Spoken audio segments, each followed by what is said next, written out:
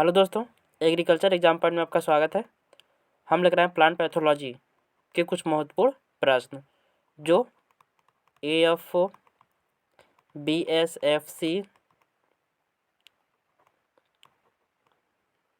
CSB के entrance exam में हर वर्ष पूछे जाते हैं। पहला प्रश्न है आपके सामने, किण्वन उद्योग में पाश्चराइजेशन करते हैं। क्या कह रहा है प्रश्न? किण्वन उद्योग में पाश्चराइजेशन करते हैं। सही answer option number B. Option number B, 101 centigrade. 101 centigrade पे क्या करते हैं? किण्वन उद्योग में पाश्चराइजेशन करते हैं। सही answer option number B. Option number B. अगला प्रश्न है, एरेका पामस का कोलेरोगा रोग कहलाता है। क्या कर रहा है? एरेका पामस का जो कोलेरोगा रोग होता है वह क्या कहलाता है? सही answer option number A. Option number A, महाली रोग कहलाता है। क्या कहलाता है? महाली रोग कहलाता है। सही answer option number A. Option number A, महाली रोग कहलाता है। क्या कहलाता है? एरेका पामस का कोलेरोगा रोग जो है महाली रोग कहलाता है। सही आंसर ऑप्शन नंबर ए। अगला प्रश्न है, खेत की मिट्टी का pH बढ़ने पर क्या करा प्रश्न? खेत की मिट्टी का pH बढ़ने पर चूना मिलाकर किस रोग का नियंत्रण किया जाता है? क्या करा है? खेत का मिट्टी जो है उसका pH बढ़ने पर, किससे? 7 या इससे अधिक होने पर। जब उस खेत का मिट्टी का जो है pH 7 से जब अधिक होता है तो उसमें चूना मिलाकर किस रोग का नियंत्रण किया जाता है? जिस मिट्टी में का pH 7 से अधिक हो गया उसमें चूना मिलाकर किस रोग का नियंत्रण करते हैं? सही answer option number D. Option number D, सरसों वर्ग का क्लब रूट रोग। किस रोग को नियंत्रित करते हैं? सरसों वर्ग का क्लब रूट रोग को नियंत्रित करते हैं। सही answer option number D, club root रोग को नियंत्रित करते हैं। सही answer option number D.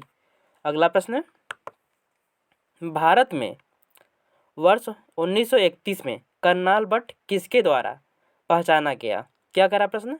Bharat में 1931 ईस्वी में जो है करनाल बट रोग किसके द्वारा पहचाना गया? सही आंसर ऑप्शन नंबर डी, मित्रा द्वारा पहचाना गया। किसके द्वारा पहचाना गया था? मित्रा द्वारा पहचाना गया था। अगला प्रश्न है, सेब के मृदु विगलन रोग के लक्षण दिखाई देते हैं। क्या कह रहा प्रश्न? सेब के मृदु विगलन रोग के लक्षण जो है दिखाई देते हैं। किसे दिखाई देते हैं? किस पे दिखाई देते हैं? सही answer option number A. Option number ए, सेब के जो मृदु विगलन रोग होते हैं लक्षण दिखाई देते हैं परिपक्व सेब पर। किस पर दिखाई देते हैं? परिपक्व सेब पर दिखाई देते हैं। सही आंसर ऑप्शन नंबर ए।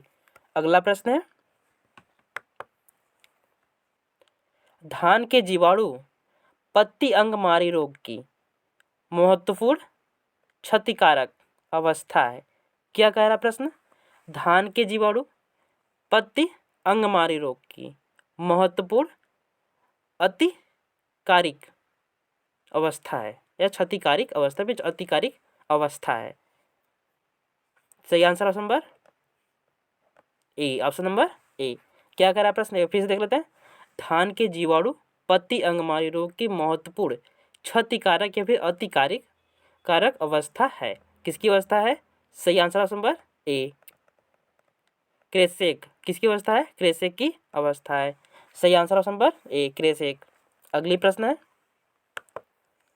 क्रूसीफेरस में एल्ब्यूगो कैंडिडा के सर्वांगी संक्रमण का परिमाण या परिमाप होता है। क्या कह रहा प्रश्न? क्रूसीफेरस में एल्ब्यूगो कैंडिडा के सर्वांगी संक्रमण का परिमाप होता है। सही आंसर ऑप्शन नंबर क्या परिमाप होता है? ऑप्शन नंबर ए, अतिवृद्धि होता है। क्या होता है परिमाप? अतिवृद्धि। सही answer option number A. Option number A, अतिवृद्धि। अगला प्रश्न है, निम्नलिखित वंशों में से किसमें नग्न स्काई विकसित होता है? क्या करा प्रश्न? निम्नलिखित वंशों में से किसमें जो है नग्न स्काई विकसित होता है? सही answer option number B, option number B. नग्न स्काई किसमें विकसित होता है? ट्रेफिना में क्या होता है? नग्न स्काई का विकास होता है। सही answer option number B, option number B. अगला प्रश्न है,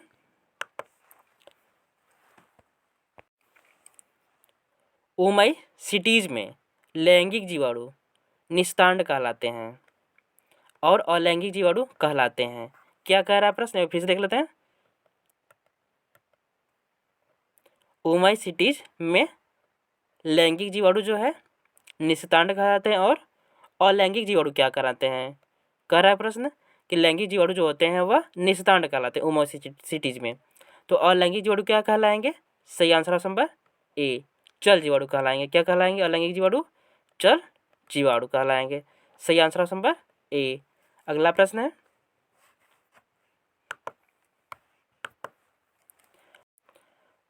पौधों के रोगजनकों के पैक्टिनोलिटिक एंजाइम रोग फैलने के दौरान किस एक रोग में मुख्य भूमिका अदा करते हैं? क्या कर रहा है?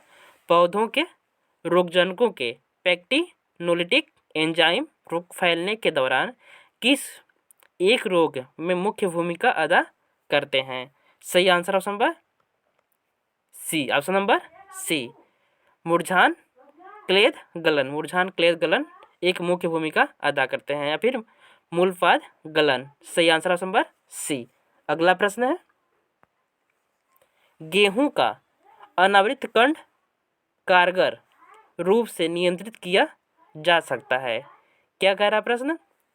गेहूं का जो अनावृत कंड कारगर रूप से नियंत्रित किया जा सकता है, जो अनावृत कंड रोग होता है वह गेहूं का मुख्य रूप से कारगर रूप से नियंत्रित किया जा सकता है या फिर पूर्णतया नियंत्रित किया जा सकता है। सही आंसर ऑप्शन नंबर सी, दैहिक या फिर दैनिक कवकनाशियों के द्वारा बीज उपचार से। सही answer option number C, option number C, दैहिक कवकनाशियों के बीज उपचार से कह सकते हैं गेहूं का जो अनावृत कंड रोग होता है वह नियंत्रित किया जा सकता है। सही आंसर ऑप्शन नंबर सी। अगला प्रश्न है, निवेशन के बाद और रोग से पहले लक्षण प्रकट होने के बीच की अवधि को निम्नलिखित में से कौन सही तौर पर परिभाषित करती है? क्या कह रहा प्रश्न? निवेशन के बाद और रोग से पहले लक्षण प्रकट होने के बीच की अवधि को निम्नलिखित में से कौन सही तौर पर परिभाषित कर सकती है? सही answer option number C, option number C, उठमापन विधि। कौन परिभाषित कर सकती है? उठमापन विधि जो है परिभाषित कर सकती है निवेशन के बाद और रोग से पहले, रोग आने से पहले लक्षण को प्रकट करना ही क्या कहलाता है? उठमापन विधि कहलाता है। सही आंसर ऑप्शन नंबर सी। अगला प्रश्न है, नाशपाती का झुलसा रोग किसके कारण होता है? क्या कह रहा प्रश्न? नाशपाती का झुलसा रोग, फायर ब्लाइट रोग। क्या कहते हैं इसे? फायर ब्लाइट रोग कहते हैं। किसके कारण होता है? सही answer option number B, option number B, bacteria द्वारा होता है। जो नाशपाती का झुलसा रोग होता है किसके द्वारा होता है? बैक्टीरिया द्वारा होता है। सही आंसर ऑप्शन नंबर बी। अगला प्रश्न है, पादप रोगजनक वायराइड में होता है। क्या कह रहा प्रश्न? पादप रोगजनक वायराइड में होता है। क्या होता है? सही आंसर ऑप्शन नंबर ए, RNA होता है। पादप रोगजनक वायराइड में क्या होता है? RNA होता है। सही आंसर ऑप्शन नंबर ए। अगला प्रश्न है,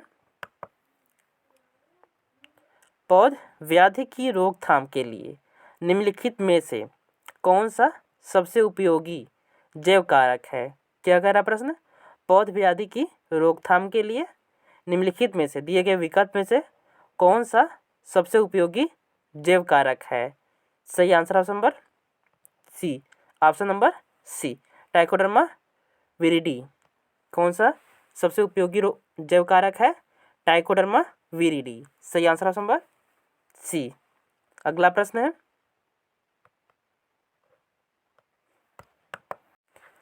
भारत के उत्तरी मैदान में आलू की विलंबित अंगमारी के लिए निम्नलिखित में से कौन प्राथमिक सरोप के स्रोत है?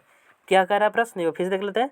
भारत के उत्तरी मैदान में आलू की विलंबित अंगमारी के लिए निम्नलिखित में से कौन सा प्राथमिक स्वरूप के स्रोत हैं? सही answer option number D, option number D.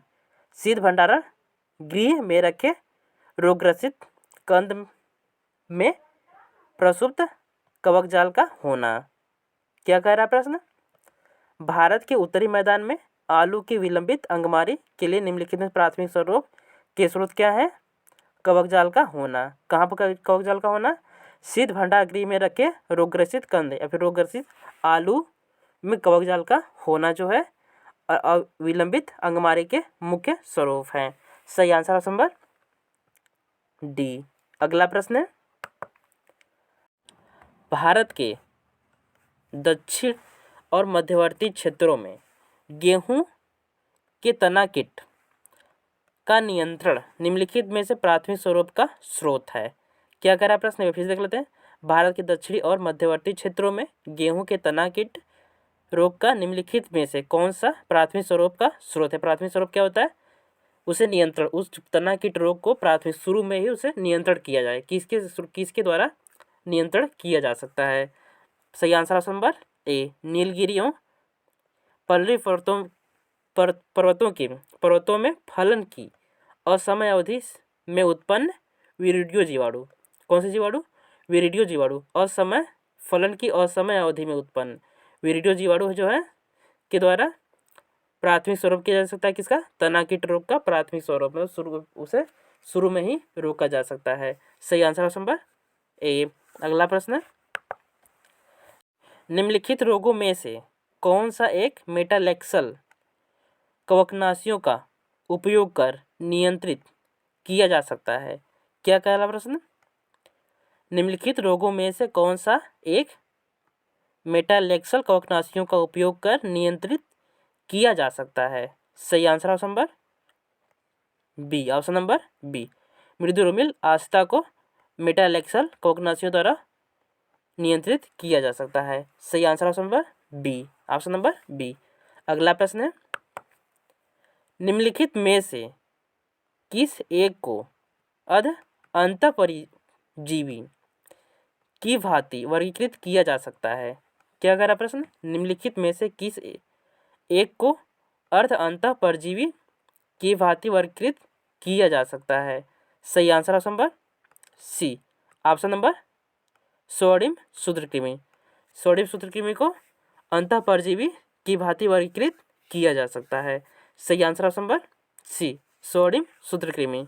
अगला प्रश्न है, निम्नलिखित रोगों में से कौन सा एक जीव या एक बीज मृदा और वायु जनित है? क्या करा, निम्नलिखित में से कौन सा रोग जो है एक बीज मृदा वायु जनित है? सही आंसर ऑप्शन नंबर गेहूं का करनाल बट रोग। कौन सा? सही आंसर ऑप्शन नंबर बी, गेहूं का करनाल बट रोग जो है एक बीज मृदा और वायु जनित रोग है। सही आंसर ऑप्शन नंबर बी, गेहूं का करनाल बट। अगला प्रश्न है, निम्नलिखित जैव कर्मकों में से कौन सा एक खेत में उगते हुए गन्ने में पायरिल्ला के नियंत्रण में प्रभावकारी है? क्या कह रहा प्रश्न, निम्नलिखित जैव कर्मकों में से कौन सा जैव कर्मकों, दिए गए जैव कर्मकों में से कौन सा एक खेत में उगते हुए गन्ने में पायरिल्ला के नियंत्रण में प्रभावकारी है? सही answer option number A, trichoderma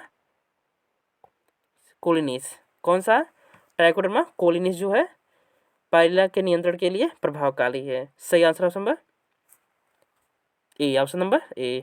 अगला प्रश्न है, निम्नलिखित में से कौन सा एक जड़ परजीवी ओरोबैंके के प्रभावी नियंत्रण के लिए उपयोग किया जाता है? क्या कह रहा प्रश्न, कौन सा एक जड़, क्या कौन सा एक जड़ जो है परजीवी ओरोबैंके के प्रभावी नियंत्रण के लिए उपयोग किया जाता है? सही answer option number C, option number C, copper oxide का पर्ली छिड़काव। सही answer option number C, copper oxide का जो है पर्ली छिड़काव और परजीवी और बैंक के लिए प्रभावकारी नियंत्रण किया जा सकता है। सही answer option number C, option number सी।